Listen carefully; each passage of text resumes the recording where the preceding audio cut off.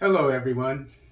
Today we'll be talking about the Oromos of Ethiopia. This information is taken from Harvard, St. Joseph's University, University of Pennsylvania, UNESCO, and Wikipedia.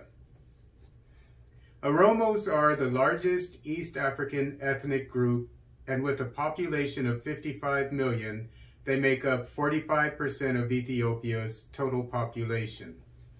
Oromos are the fourth largest African ethnic group after Hausas, Igbos, and Yorubas. Oromia is a diverse topography ranging from flat grasslands to rugged mountains. Oromia is about twice the size of Italy.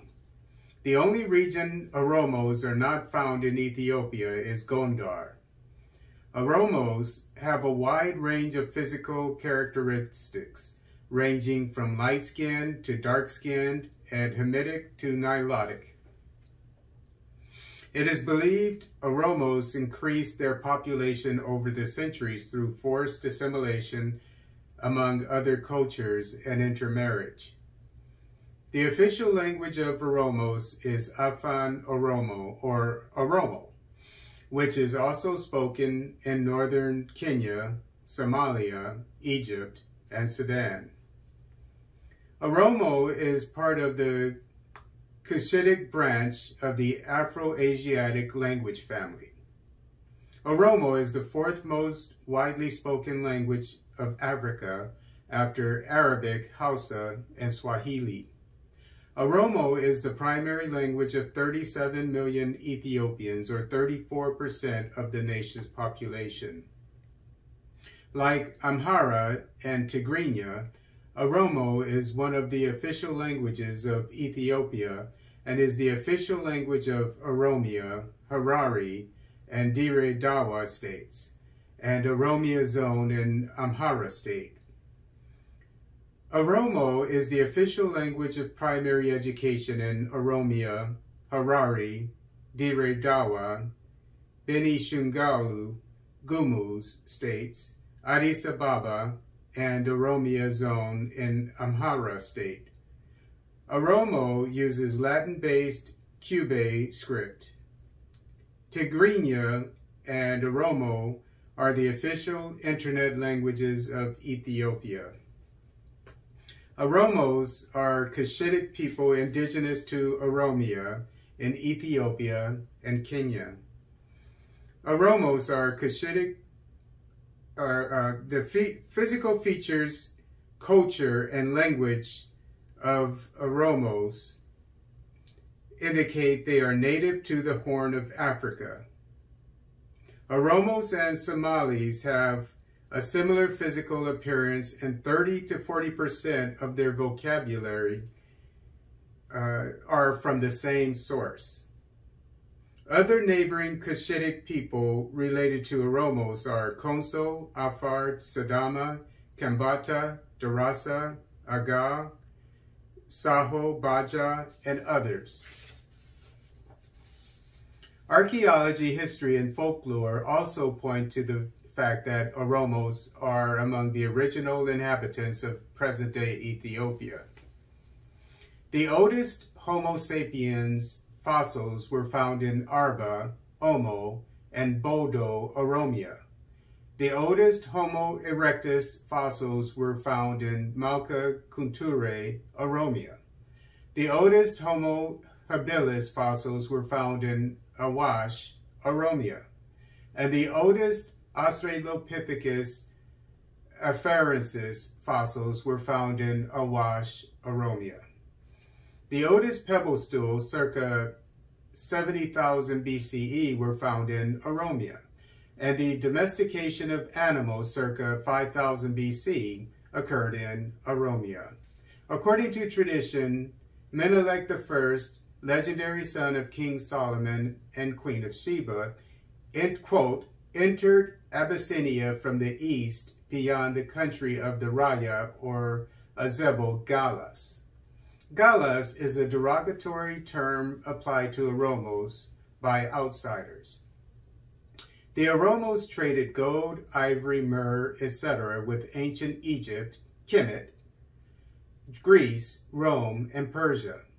During Bible times, Oromia was referred to as Punt, Cush, and Ethiopia. Ethiopia is the term from the Greeks, which means people with dark faces. The ancient astrological observatory in northern Kenya, circa 300 BCE, Namurutenga, which Oromos used to invent their unique calendar, was discovered in 1977. The Oromo calendar is based on lunar and solar cycles, which is interesting because most calendars, to my knowledge, are either lunar or solar, not both. According to local history, Oromos resisted foreign religions, especially European Christianity, over the centuries. The name Oromo means freeborn people or sons of men, depending on which source you consult.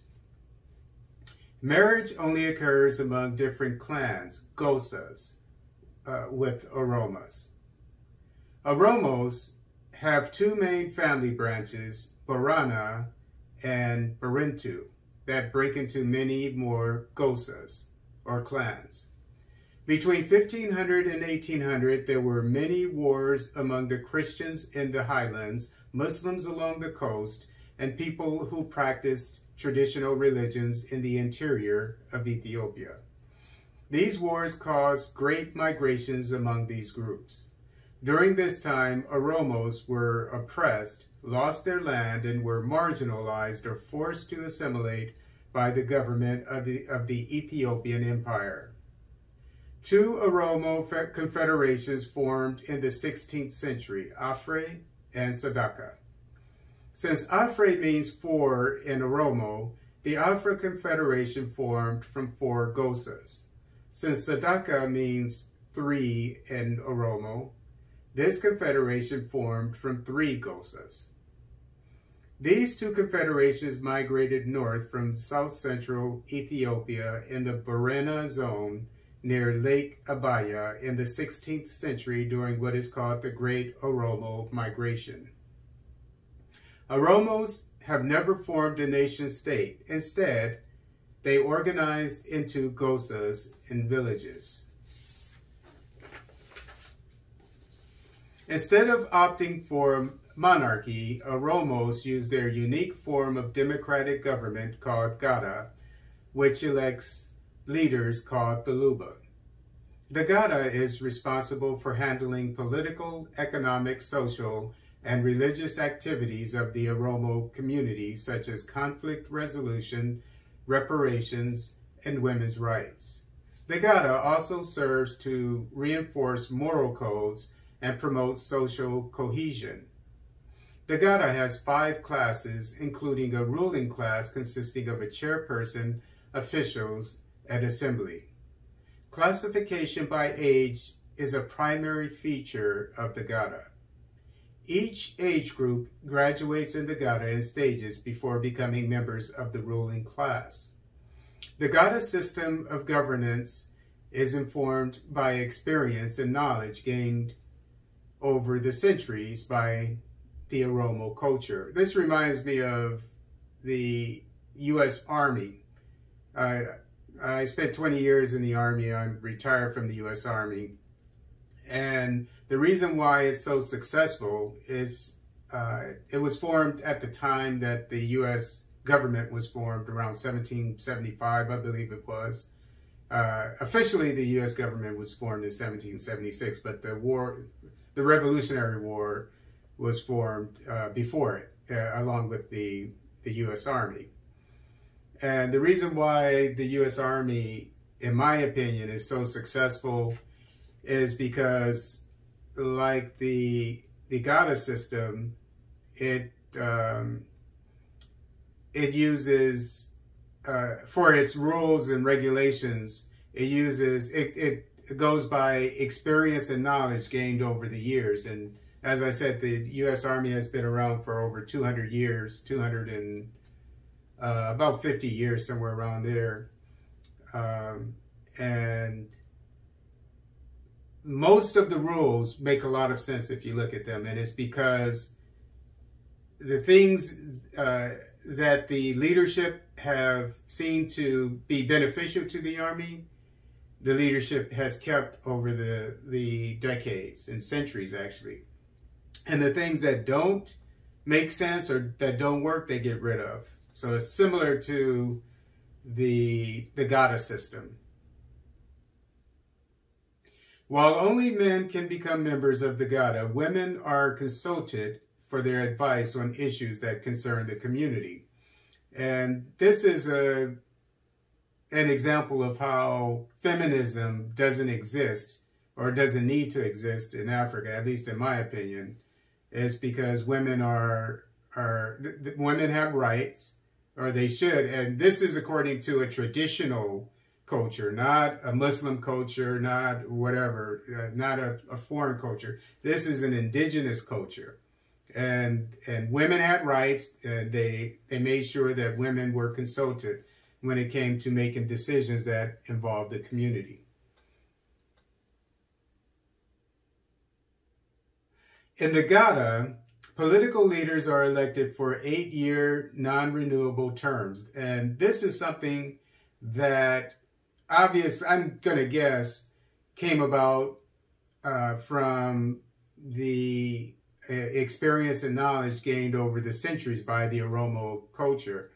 Maybe they started out where a leader could be in office for the rest of his life, but then after a while, they probably saw that corruption came about, and so they figured, well, that's limited to 8 years, and they can't come back into office. And this is exactly what a lot of people nowadays are crying for in the United States, for senators and Congress people to have non-renewable terms, or most people are saying maybe 2 terms or 3 terms, depending on how long they're in office. The senators, I think they're in office for 6 years. So give them 2 years. They're out in 12 years. They can't come back.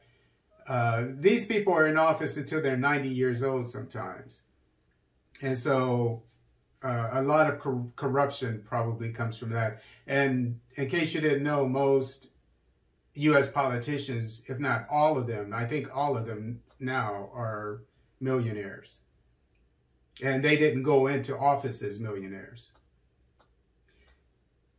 Gada meetings and ceremonies take place under a sycamore tree, which is the official symbol of the system. Oral historians teach classes on history, law, rituals, time reckoning, cosmology, myths, and morality according to the Gada system. Oromo children learn about the Gada system at home and in school. Notwithstanding the usefulness of the Gada system, Oromos did, however, form several independent kingdoms with the Sidama people. From the 17th century to the 20th century, the Oromo Muslim Yeju dynasty served as a buffer against the spread of Abyssinian Christianity in the Ethiopian Empire. Some Yeju princes changed the official language of the Ethiopian Empire from Amharic to Oromo. The Wara Himano dynasty, 1700 to 1916, declared war on the Ethiopian Orthodox Church. Imam Muhammad Ali, reign 1866 to 1875, made Sharia law the official law of the Ethiopian Empire. Because all Oromo men were trained at warfare over the centuries, Oromos were able to maintain their independence until the end of the 19th century.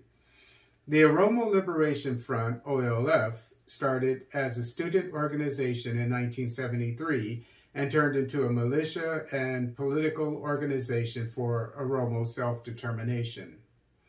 Most of the Oromo diaspora and intellectuals identified with the OLF, as opposed to the Oromo parties that were established later and formed coalitions with other Ethiopian ethnic groups after the overthrow of the communist Derg government namely the Ethiopian People's Revolutionary Democratic Front, founded in 1989, and the Oromo People's Democratic Organization, founded in 1990. An OLF armed rebellion due to fear of renewed encroachment on Oromo land was put down by the Ethiopian military in 1992. During Tigrayan Prime Minister Meles Zenawi's administration, 1995 to 2012, and the subsequent Wolayita Prime Minister Haile Mariam Desaguen's administration, 2012 to 2018, many Oromo students and journalists were deemed as threats to the Ethiopian government. The religious makeup of Oromia is 48% Christianity, 48% Islam, and 3% traditional religions. In Oromia, Christianity is more popular in urban areas, Islam is more common near the Somali border, and traditional religions are practiced more in the south. Wakefana is the ancient Oromo monotheistic religion. And this is important because many traditional religions are polytheistic, or they have many gods. But the Oromos had a monotheistic religion, one God. And this is important because a lot of historians, archaeologists claim that Christianity was the first religion to have, or Judaism, excuse me, was the first religion to be monotheistic. And we're finding out the Egyptians actually, there was one pharaoh that believed in one God. So he was probably the first person to start a monotheistic religion. But we see that the Oromos independently started their own monotheistic religion. According to Wakefana, Waka is the creator and Ayanas are saints. Wakefana is often practiced alongside Christianity and Islam among Oromos.